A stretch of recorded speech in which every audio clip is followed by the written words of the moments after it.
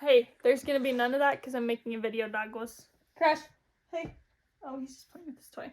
Hello guys, welcome back to my channel. If you hear something like chewing in the background, it's my dog. He's chewing on his toy. But I wanted to get on here and share my testimony because I'm very passionate about my faith and I truly believe he's real. I have really seen him work in my life, especially this last year. And a lot of things have happened to me this last year. What I thought was my testimony leading up to this last year has just showed me that my testimony isn't actually like fully written yet, and I still have a lot to learn and a lot to go through. I thought I would post this because I want to. Maybe it can relate to someone. So here we go. I grew up a Christian. My grandma always took me to church with her. She made sure that I went to Sunday school, and I feel like that is a very important part of someone's life and their upbringing as a Christian, because you learn all the stories about Noah's Ark, David and Goliath and stuff, and those are all simple stories that I feel like we need to take with us in our lives. I went to church from a really young age. I didn't go every Sunday, and actually when I was 8 years old I wanted to get baptized, but my pastor said that I couldn't because I didn't go to church enough. So take from that what you will, but when I was young, I didn't understand. I just loved God and I wanted to accept him into my heart. And so I didn't actually end up getting baptized until I was 20. My grandma always took us to church because my parents owned a business and they were always working 7 days a week, just not something they could commit their time to at the time. Very grateful for my grandma because she really instilled my faith in me at a young age. She actually ended up passing away 2 years ago, but I really appreciate that she did that for my brother and I at such a young age. Fast forward, I am 20 years old. Just kidding, let's back up a little bit. So I was in high school. I still believed in God, but I didn't read the Bible. I had a Bible, but I didn't even really know where to start. I knew how to like find verses and stuff, but it's not just something that I like sat down with and actually like highlighted and wrote and did devotionals and stuff. But basically in high school, I wanted to impress boys when I was like a freshman, and so I started smoking weed because that's what all of the guys in my town did, and it was like cool, and I just wanted guys to like me, and it actually made me very paranoid, and to this day I cannot smoke.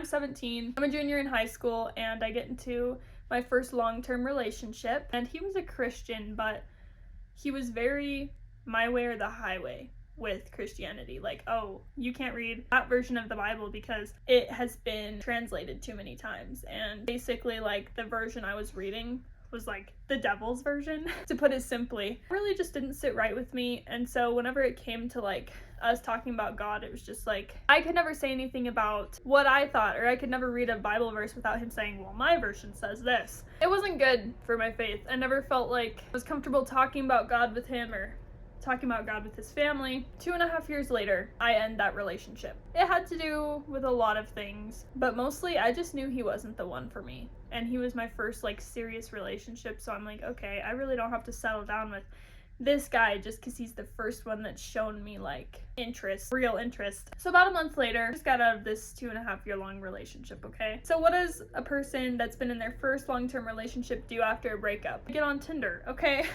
And almost 2 months later, I matched with my ex-fiance, and we were together for 8 months before he proposed to me. I swear, when I was with this guy, it was just like the stars aligned. I was like, wow, like this is why it didn't work out with that other guy, because God had this guy in store for me. I just felt like everything he did was amazing. I felt like God revealed to me this was the man I was gonna marry. Looking back now, I know that is not the man God has for me to marry, and I was the happiest I've ever been in a relationship. I was head over heels for this guy, like in love, like oh my gosh, this is my husband. Like that's what I was thinking to myself. Keep in mind, this guy had like a totally different religion than me. Okay, I'm Christian, he was Mormon. That should have been the first red flag. He was like, no, I don't go to church because I don't like the people of the church and they're judgmental and stuff, and I totally get that. So I felt like we were gonna be fine, right? But it should have been a red flag because he wasn't on the same path of my faith. I'm like, wow, I'm getting married. I really want to be a great wife.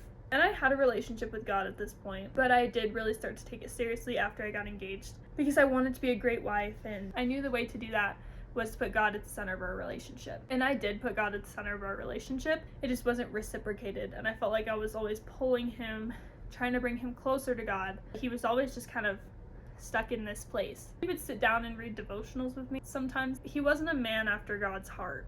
And looking back now, I see that was another red flag. A couple months after I got engaged, I got baptized. So yes, I was 20 at that time. And I turned 21, and around the time I turned 21, my ex-fiance moved in with me because I own this house and we were getting married and we're like, yeah, this is gonna be our starter home and all this. And he was just starting school. Things were great for a while until they weren't, and he ended up moving his stuff out and calling off the wedding once in October. We had a huge falling out, and then he came back and I gave him a second chance. Almost 2 months ago, he did the same thing again, called off the wedding, then moved his stuff out. But that time I was done. I was not going to take him back because someone who really loves you isn't going to put themselves in a position to lose you. And someone who loves you isn't going to hurt you purposefully. And I cried so much and I had so much anxiety at this point in the relationship. Looking back, it's just like I knew something wasn't right as soon as he left me, and I didn't let him come back. I got off my anxiety medication. I have been fine ever since. Yeah, I don't have anxiety anymore.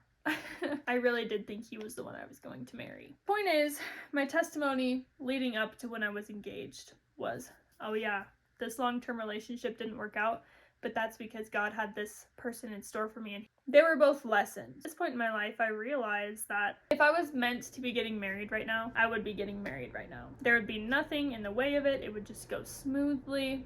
I have all these friends who have planned their weddings, and there was never anything like this that happened. I feel like with the right person, it will just flow and everything will make sense. I won't be feeling like I always need to fix everything. But now my testimony is, oh yeah, I did all this stuff in high school. I was with this guy, and then I got engaged, but the engagement ended. So there's like all this empty space in the future. All these empty lines that I have to fill with a new story. Because I started pursuing my faith so much, in the future I will not be going after a man who is not after God's heart before my own. Because I know that no matter how good of a woman I am, I will not be able to be loved right if the man doesn't know the source of love itself. Jesus. Right now I'm just in a season of waiting. I've been in 2 long-term relationships in the last 4 years, and now I'm 21 and I'm like, okay, God, now what? I have no interest in anyone. I haven't gone out with anyone. Like, I seriously just got broken. I'm just in a season of waiting right now. And I know this is where I'm supposed to be. And I know I'm gonna grow from this. It's just I've never been here before and it's super scary. That's my testimony. Maybe it'll have a better ending in the future. I can honestly just say I'm so grateful for my faith right now, because there's no other way I could be getting through this. The past version of me would have tried to numb the pain with like drugs and alcohol. This version of me is just like, okay, like God has a plan. I have to trust him, submerge myself in the word. Everything will work out how it's supposed to. I want to share a verse with you. It's James 2-4, and it says, "Consider it pure joy, my brothers and sisters, whenever you face trials of many kinds, because you know that the testing of your faith produces perseverance. Let perseverance finish its work in you, so that you may be mature and complete, not lacking anything." And there are so many Bible verses that I've just been looking to recently to like prepare me for my future. Honestly, I have comfort with it because I just know that right now is a season of waiting, and I feel like every Christian goes through a season of waiting where they're just like, okay, God, now what? Like, I trust you, but like, now what? And I'm gonna do everything that God is telling me to do. Like, make this video. We're just as lost, as confused as like everyone else in the world. The only difference is we have God to guide us. We have his light.